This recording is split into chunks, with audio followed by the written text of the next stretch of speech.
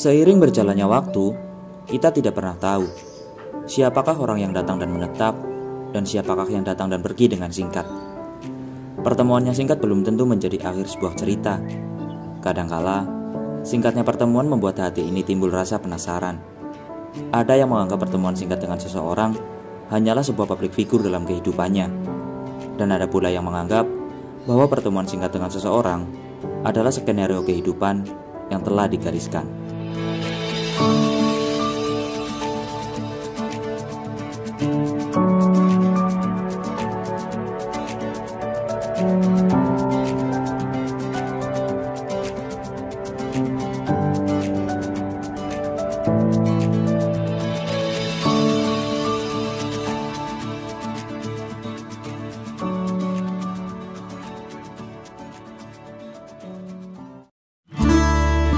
Halo dulur dan kawan-kawan, kembali lagi di pelosok negeri.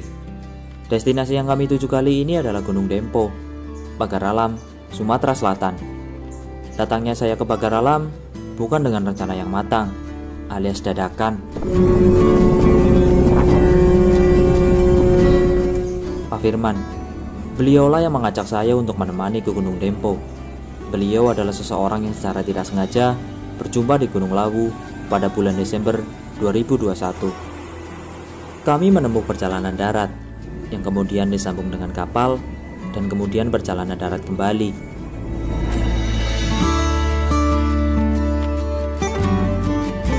Sesampainya di Palembang, kami dijemput oleh seseorang yang bernama Imam Rosidi untuk singgah sejenak di kediaman temannya, yaitu Mas Rahmat. Dan Bang, ayo Bang Rahmat. Oke, siap. Mantap.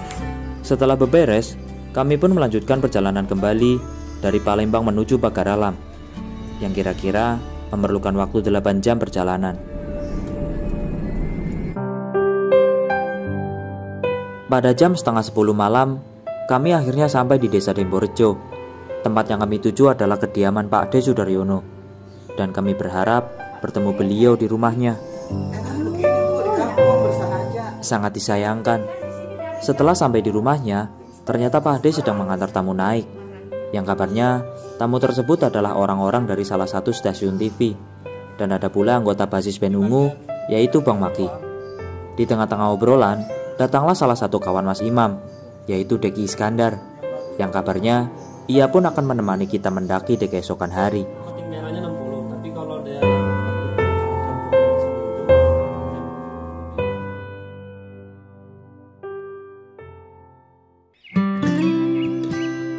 Pagi pun tiba, dan pagi ini begitu cerah. Di ufuk timur, langit pun memamerkan keindahannya. Bias jingga yang terpapar di langit, bagi saya adalah sambutan hari yang baik. Persiapan telah kami siapkan sedari malam. Pagi ini hanya melengkapi apa saja yang kurang. Dan setelah sarapan, kami langsung bergegas menuju rumah Pak Kamsino. Dengan mobil beliaulah, kami akan diantar menuju Kampung 4. Yang sekaligus tempat registrasi.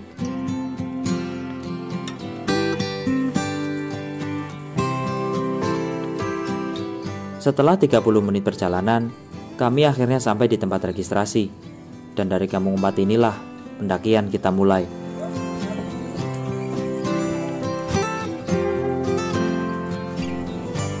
Kami berjalan menyusuri jalanan aspal yang beriringan dengan perkebunan teh yang sangat luas. Perjalanan dari Kampung 4 ke titik awal pendakian bagi kami adalah sebuah pemanasan untuk menghangatkan badan. Jalanan aspal kini berubah menjadi jalan bebatuan.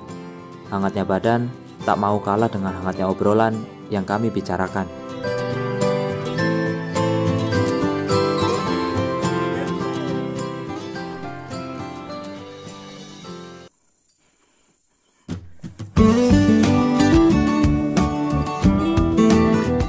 Setelah menyusuri jalan yang membentuk lorong di perkebunan teh, langkah kaki membawa kami ke pintu rimba.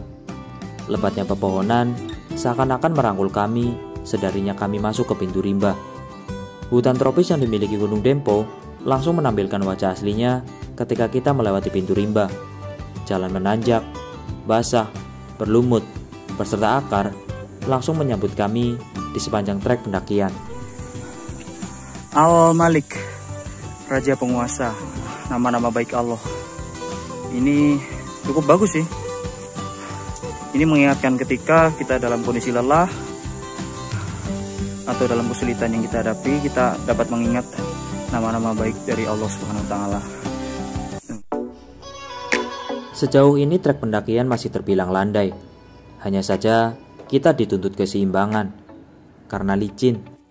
Jadi, makasih Bude stroberinya nih. Sampai di Gunung Dempo. Seger. Oh. Mas Imam. Strawberry enggak apa. Deki. Strawberry Dempo. Strawberry Dempo nih vitamin C alami nih murni nih. Langkah kaki yang kami pijakan perlahan membawa kami ke ketinggian. Gunung Dempo dengan nuansa hutan tropis kini lebih terasa dengan datangnya kabut tipis.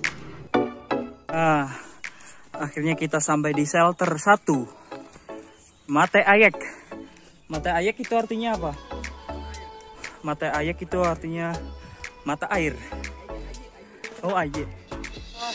Bang Firman sampai shelter 1. Alhamdulillah. Gimana perjalanannya? Perjalanannya cukup menguras adrenalin. Top. Wajib dicoba deh ke pendaki-pendaki yang lain nih yang belum pernah kemarin. Ya. Top. Istimewa. Sampai shelter 1. Aduh. Pukul berapa? Pukul 1:05 kalau nggak salah. Iya. Nah, akhirnya ketemu Pak D langsung di sini. Pak D sudah lihat. Pak, sehat Pak? Siap. Dari Purbalingga, Jawa Tengah. Iya. Bekasi. Imam. Sama Imam. Lagi ngambil air. Oh iya. Ini mana? Setelah berbincang sebentar dengan Pak D, kami pun melanjutkan perjalanan kembali dan terhenti ketika kita melihat rombongan Bang Maki. Di hotel Clock Tower depan Masjid Natal. Oh depan terus buat tiap hari gitu. Haji dah. Tiap hari ini. Bisa tiap hari Pak.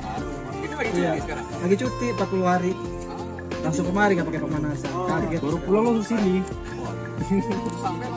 Karena terlalu asik mengobrol, kami pun sampai lupa waktu bahwa target camp kami adalah pelataran. Hari sudah sore, sedangkan perjalanan ke shelter 2 baru saja kita mulai. Ya, mau gimana lagi? Namanya juga manusia. Nah, Al-Sami artinya Maha Mendengar. Makanya kami berdoa supaya dapat warna kawah itu kalau nggak biru ya hijau toska. Harapnya seperti itu. Yang penting cuaca cerah, apalagi kita nanti kalau dapat golden sun bersama lautan awan, itu kami sangat bersyukur.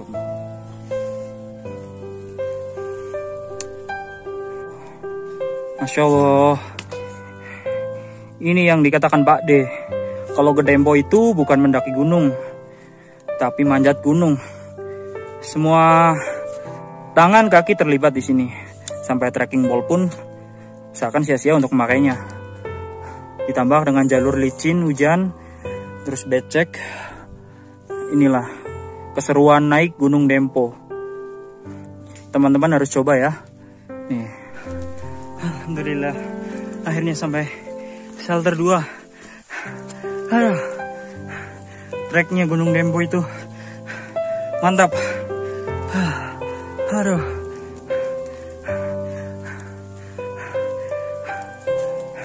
Jalanan licin, terus kontur. Untuk kontur trek itu didominasi dengan akar. Ngap-ngapan saya.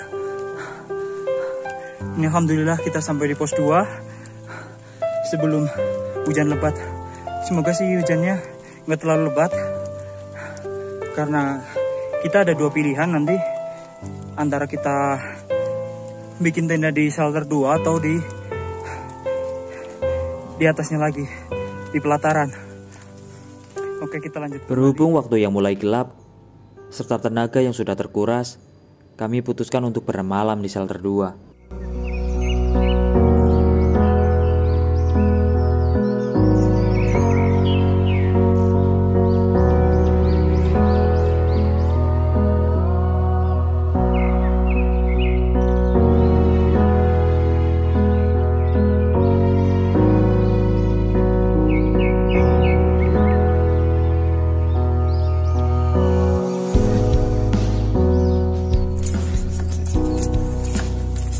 ngerti sih ora? Nasi goreng, nasi padang.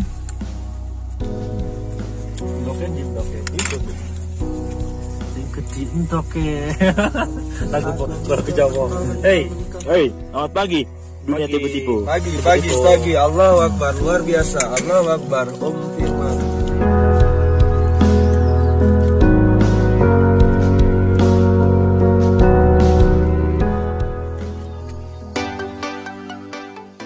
Ya, setelah shelter 2, fisik benar-benar ditempa, dan trekking pole seakan tidak berguna.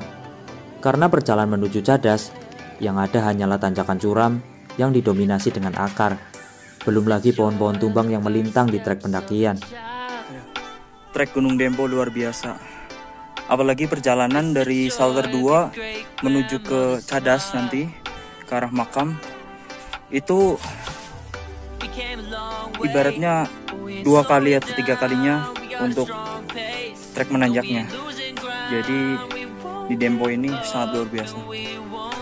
Setelah akar, kini kami dihadapkan dengan trek bebatuan padat dan licin sampai ke Cadas.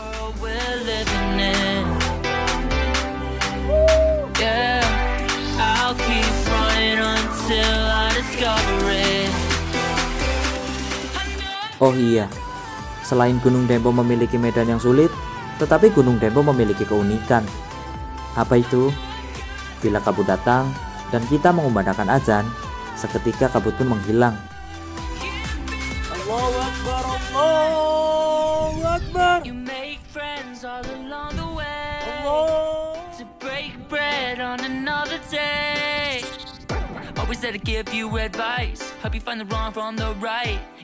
Setelah Cadas, longsoran, kini kami masuk ke hutan lumut, yang itu artinya tidak lama lagi kita akan sampai ke makam perintis Gunung Dempo pada tahun 60-an. Tidak lupa, kami pun sejenak memberi hadiah berupa Al-Fatihah.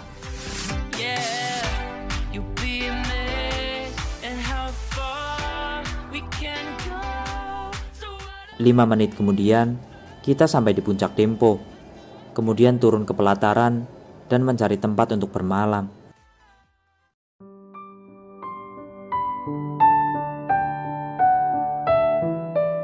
Di antara dinginnya malam dan mata yang siap dipejamkan, tiba-tiba gempa datang.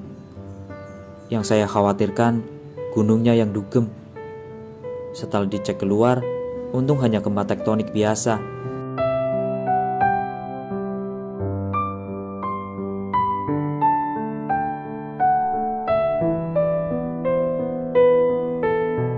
Pagi ini, langit masih saja menampilkan wajah ramahnya. Hitam kelabu langit kini berangsur membiru. Angin yang berembus pelan seakan-akan membisik di telinga bahwa alam menyambut baik kami semua. Puncak Merapi kini benar-benar di depan mata. Langkah demi langkah yang kami pijakan pun seakan tidak sia-sia.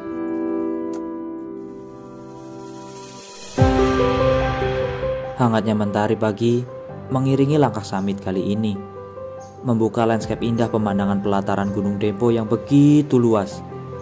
Ada yang perlu kita ingat, bahwa alam yang indah dan luas bisa saja berubah menjadi buas. Itu tergantung dari niat seseorang yang mendakinya. Langkah demi langkah kami pijakan, menyusuri jalan terjal bebatuan yang diiringi pepohonan.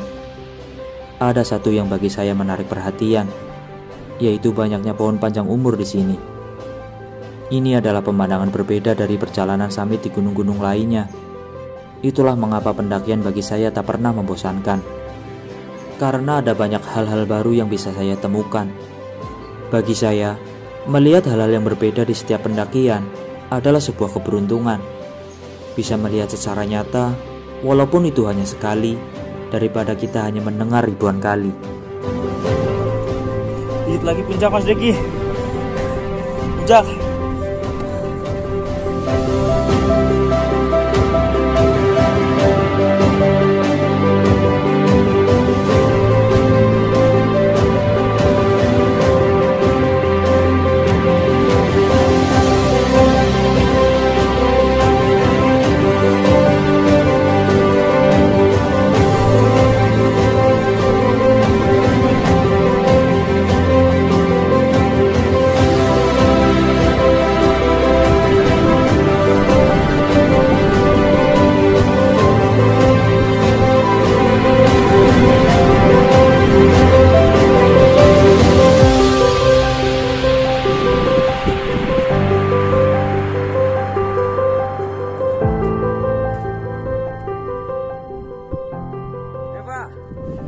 kasih banyak Pak Firman. Sampai sini ya. Tidak disangka-sangka. Bang Deki, Bang Imam. Yo, siap. Akhirnya kita sampai semua di puncak Dembo. Yes. Angkat bangnya, Pak. Allahu Akbar. Allahu Akbar. Nah, 2 hari di sana. Licinyo. Istimewa. Ayahnya. Istimewa. Mendaki bagi saya adalah sebuah pembuktian diri yang tak perlu kita umbar, cukup hati kita yang mengerti. Sejauh mana kita bisa menaklukkan diri, sebesar apa mental kita yang punya dalam hati, sebersih apa niat kita mendaki, dan sepantas apa kita berdiri di atas ini. Sejatinya, pemandangan indah adalah sebuah motivasi, dan perubahan tergantung kemana kaki kita berlari. Perihal belajar dengan alam, alam hanyalah sebuah media. Kepada manusia-manusia yang ada di alamlah kita belajar. Terima kasih teman-teman semua. Terima kasih telah saling menjaga, memberi dukungan, rasa kekeluargaan, kerjasama, saling berkontribusi.